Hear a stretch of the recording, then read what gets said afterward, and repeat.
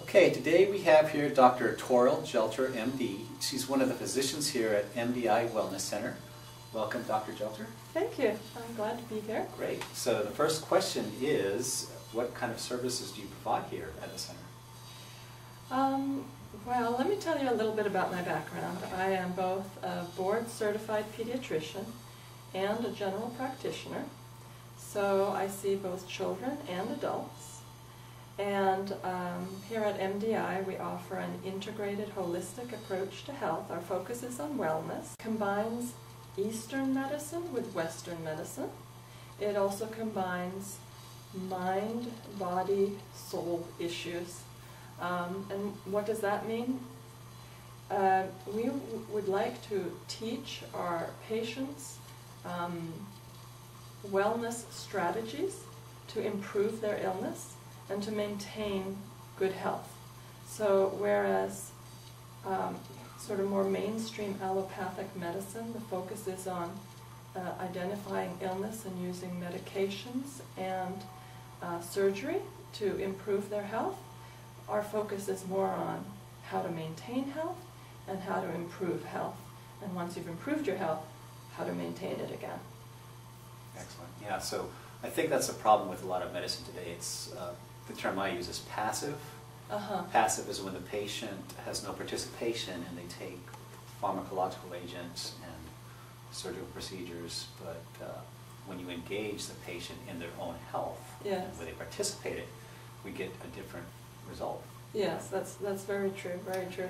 So I would say that the kind of patients that can benefit from the MDI Wellness Center are patients typically that have chronic illnesses, that have been to multiple other physicians and haven't really had the success that they would like, and then they are very motivated to improve, are willing to work with nutrition, are willing to work with decreasing detrimental exposures in their environment, and then they come to us for guidance to learn ways that they can be better.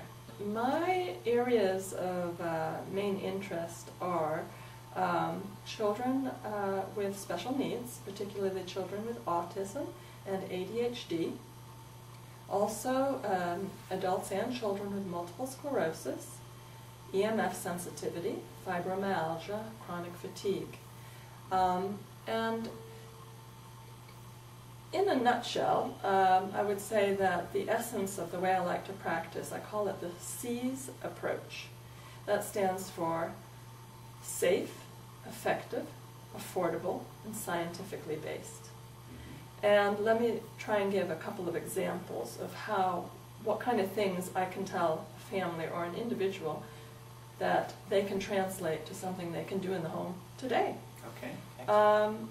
For example, improving your nutrition.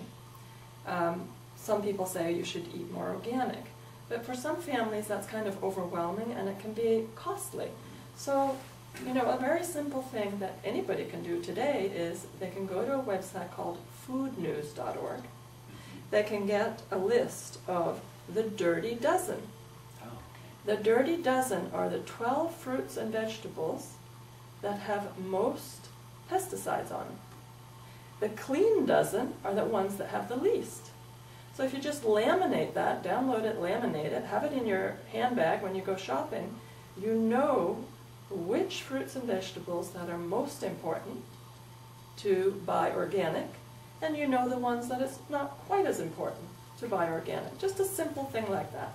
Another thing that we're discovering now in the special needs population, this is two very interesting articles by Martha Herbert, who is a pediatric neurologist at Harvard, and Cindy Sage, who is co-author of the Bioinitiative Report, is that non-ionizing radiation, or also